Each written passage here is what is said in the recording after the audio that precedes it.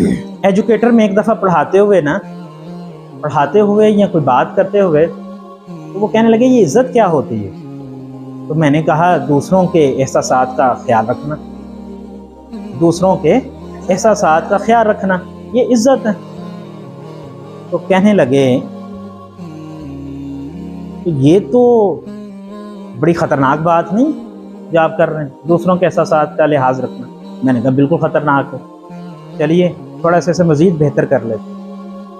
दूसरों के एहसासात का लिहाज रखना यहाँ तक कि आपके पास उस एहसास को रद्द करने की माकूल दलील ना हो।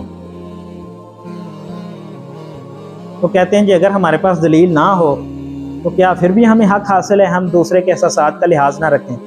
मैंने कहा जी बिल्कुल हक हासिल नहीं है, क्योंकि जब बंदर के हाथ में माचिस आ जाती है ना तो वो जंगल जला देता है।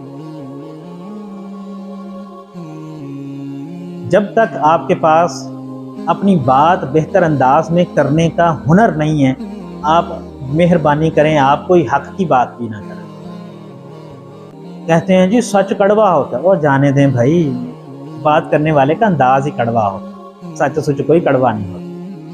हमने अपने अंदाज की जो है वो करेक्शन करनी नहीं है तो रौला पा देने जी सच चूंकि जी कड़वा होता।